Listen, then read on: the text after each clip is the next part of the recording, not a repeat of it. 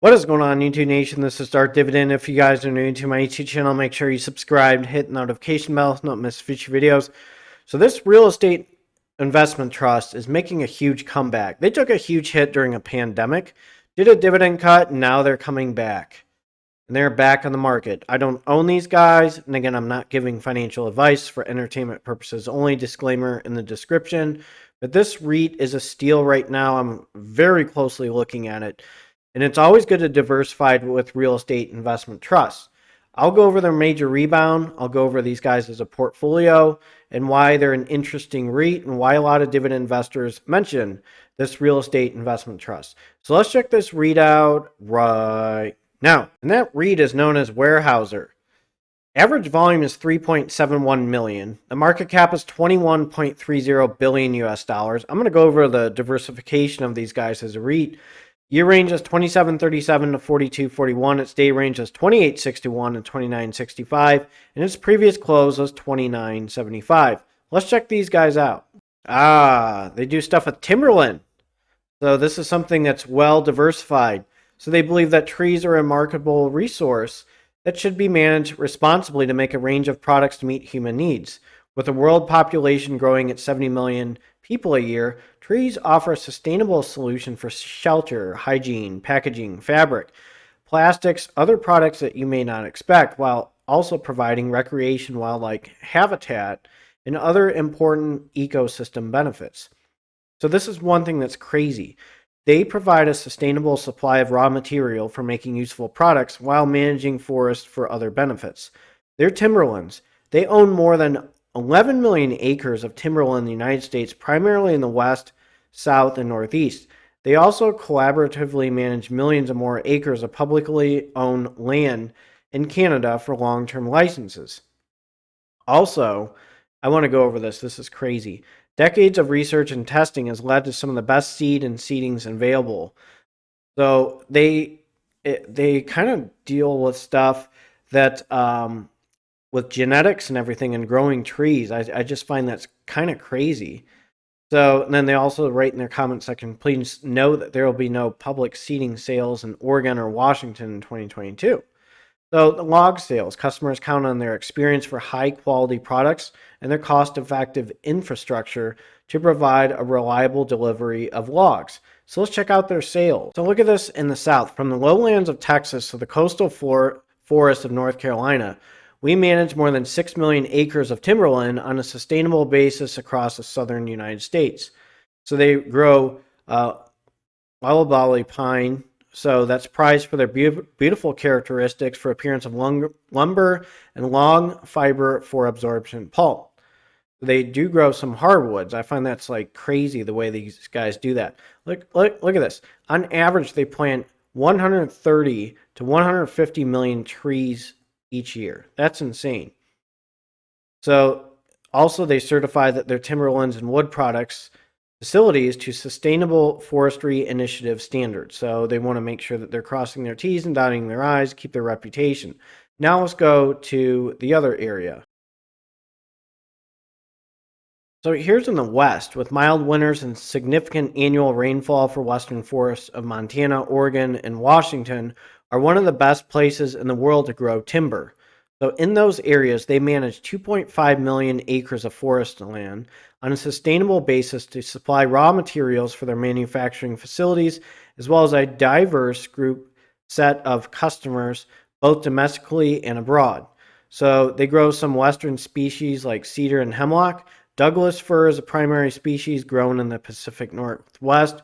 From seedlings to harvest-aged timber, more than 100 years of experience has led to the highest quality of Douglas fir available today. So that's insane. That's what these guys do, okay? They generate a bunch of money. And, you know, during the pandemic, they were like, they actually cut their dividend. I'll go over that shortly. But I'm going to go over a few more things. So here's a few things. So they established America's first tree farm in 1941. In the 60s, they launched a high-yield forestry program for seeding nurseries and research facilities. Decades of research and testing has led to some of the best seed and seedlings available in the world today. So look at this. Since the 1960s, their research has helped create some of the most successful working forests in the world. They have Christmas tree seedlings, decades of scientific research in popular Christmas tree species provides an advantage to growers nationwide. Then they have availability and offering right here, and planning and care. So they provide a lot of things. Now let's check out a few more things. So here's their territories too. I wanted to go over them geographically so that you can see what these guys are capable of and what they've done. So look at this. 100 million acres owned in the United States and 14 million acres licensed in Canada. So they have some serious territory. That's one thing that helps these guys in the long run. So I'm going to go over their revenue and dividend history. So here's their revenue trends, and this is why I'm closely watching them. So this is annually in millions US dollars. 2016, 6,365. 2017, 7,196. 2018, 7,496. 2019, 6,554. 2020, 7,532. And then 2021, 10,201. So they jumped up big time. And 2022, 10,184. That's a big increase from 2016 to 2022.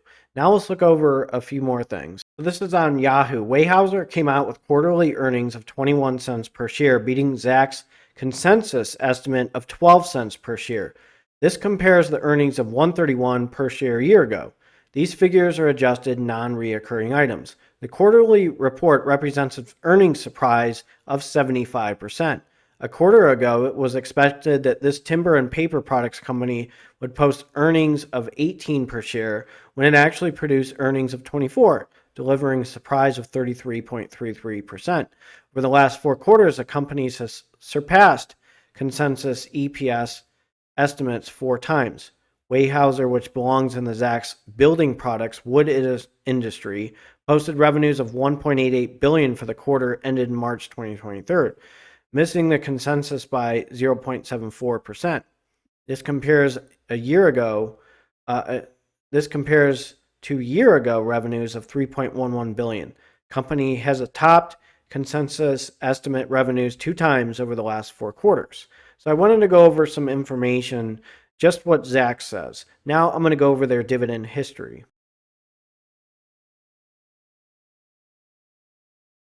So here's 2011, it was 15 cents. 2012, it jumped to 17 cents. 2013, it jumped to 20 cents to 22 cents. 2014, 29 cents. 2015, 31 cents to 32 cents in 2018 to 34 cents in 2018. Then you see a little cut in 2020 at 17 cents. Then you got a little special dividend at 50 cents. And then a little jump at 145. And then it jumped to 18 cents. Then you get a little special dividend at 90 cents, and now it's at 19 cents. So their payout ratio is 39% according to Zach's. Number of dividend increases in the last 5 years is 4. So if you bought 1 share, you made 76 cents with a 2.55% dividend yield. Dividend growth in 5 years is negative 16.92%. Go figure, because they cut their dividend. So I'll go over that real quick before we conclude everything. So regarding the dividend cut, this is what Motley Fool sourced. So this is what they said. It appears that Weyerhaeuser made this comment. So when the pandemic hit, just about everything in the world came to a screeching halt, including construction, which is the biggest timber market. CEO Devin Stockfish summed up Weyerhaeuser's situation pretty well in the REIT's first quarter 2020 earnings release.